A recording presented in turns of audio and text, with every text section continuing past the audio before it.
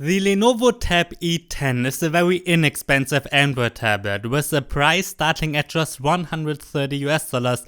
It is one of the cheapest 10-inch tablets you can get. However, we still get an HD screen, a Snapdragon quad-core chip and Android 8.1 Oreo, sometimes in the Android Go edition. I'm NJ from mynexttablet.com and this is my Lenovo Tab E10 review.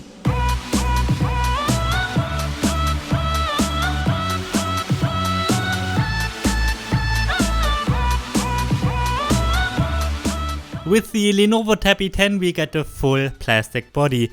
Even though it is plastic, it seems to be well built. Well, at least you can't bend it. However, it is quite heavy with 530 grams and not the thinnest at all with 8.9 millimeters.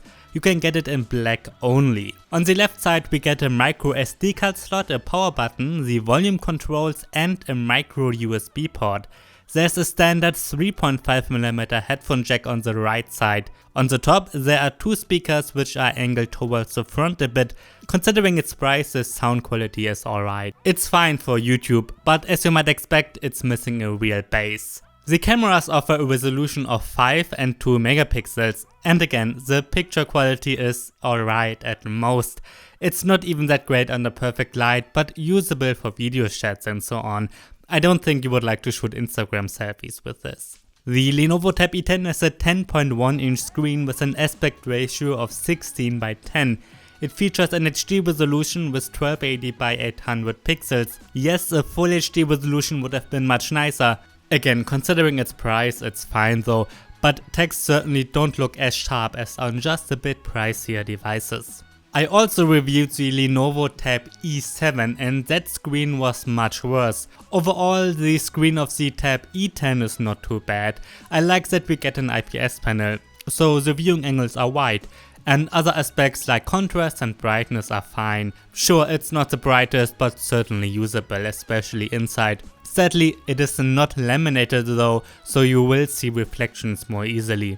Overall, I think the screen is fine, but certainly not great. If you spend just a bit more, you can get an Amazon Fire HD 10 with a nicer Full HD screen.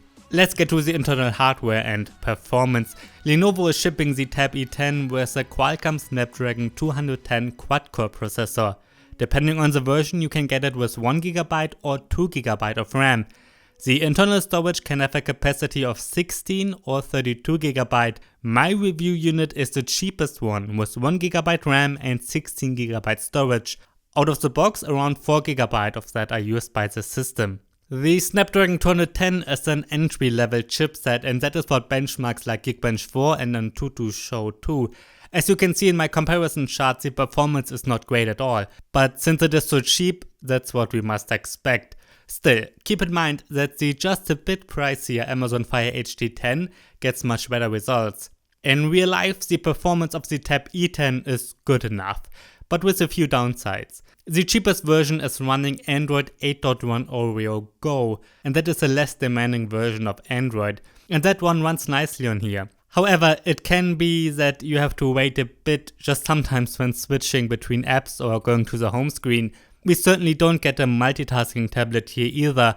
Android Go does not even support a split screen view, and the 1GB RAM is too small for that anyways. Apps are closed much faster in the background as we are used to from devices with more memory. It can also happen that it can take about a second until text looks sharp in Chrome when starting it freshly.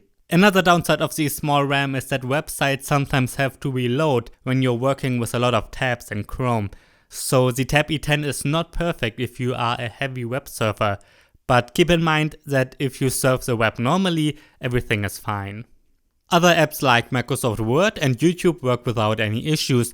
I watched quite a bit of YouTube and that's totally normal. More issues are noticeable with more demanding apps like Adobe Lightroom. With that one, it can take a while sometimes until everything is loaded properly, especially when you work with large files. But I think it's still usable. Just photographers should probably invest in a bit better editing machine. In my gaming test, the Lenovo Tab E10 does not get great results. That's to be expected though. Very demanding games like PUBG Mobile don't work at all. I installed it, but when trying to play it, a message pops up that the device is not supported yet. Other games like Into the Dead 2 do work, well at least sometimes. I tried several rounds of Into the Dead 2 and it is playable but crashes sometimes. And when it is running you have to play it at its lowest graphics settings and expect some minor stuttering. Simpler games obviously do run, like Subway Surfers is one of them, and I played Shadow of Death too. I only noticed some minor stuttering in between with that one. So overall, the Lenovo Tab E10 is not a gaming tablet. The 2GB RAM version should be a bit better for that. Maybe Into the Dead 2 won't crash with that one. Again, don't get this as a gaming tablet. Lenovo is shipping the Tab E10 with Android 8.1 Oreo. The cheapest version is running the Go edition and that is my review unit. The Android Go edition is a less demanding version of Android.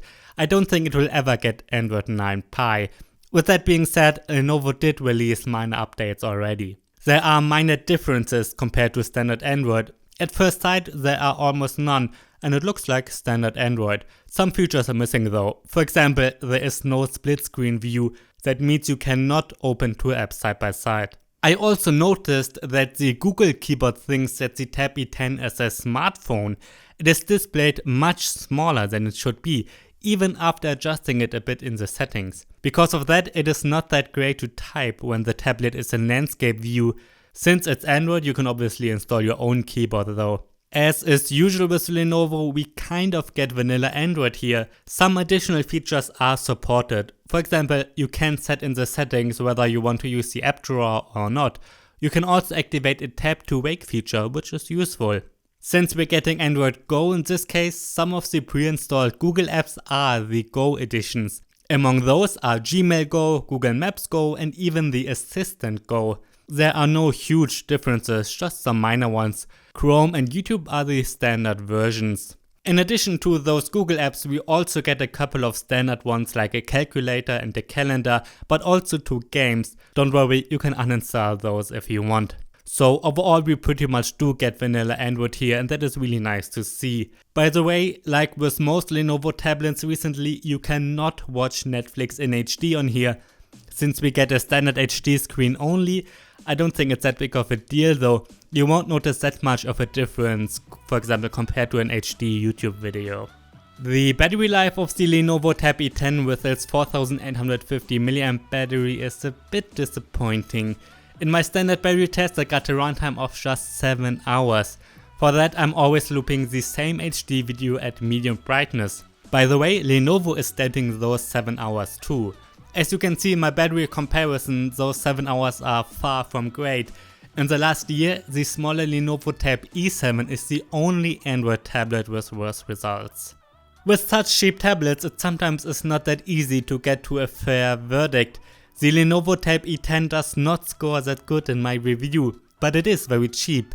Especially when you can get it as a deal, the display and performance can be good enough, and the build quality is solid. Other aspects like its battery life or cameras are kind of bad though. However, I do like that we get almost pure Android. Since it has a very strong competitor with the Amazon Fire HD10, I can't really recommend the Lenovo Tab E10, at least not as its original price. For that, I think the hardware is too weak.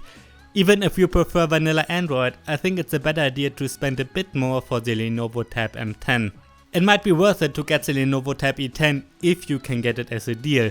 However, if you can invest just a bit more, you probably should. A very interesting alternative is the Amazon Fire HD10. I know not everybody can get it, but if you can get it, I really would get that one. With a price of just $149, it offers a faster performance, a much nicer Full HD screen and 2GB of RAM and 32GB of storage as a standard. The battery life is much better too. Sadly, it is not running Google's Android, instead you must live with the heavy UI from Amazon, but you can install the Google Play Store manually. The Lenovo Tab M10 is another alternative with almost pure Android. It costs a bit more, but features a Full HD screen too and a faster processor and better battery life. Alright, that's my review of the Lenovo Tab E10. If you have any questions, please feel free to write me down below and subscribe to this YouTube channel. I'm MJ for mynexttablet.com and I review pretty much every tablet that is released worldwide. Thanks for watching and until next time.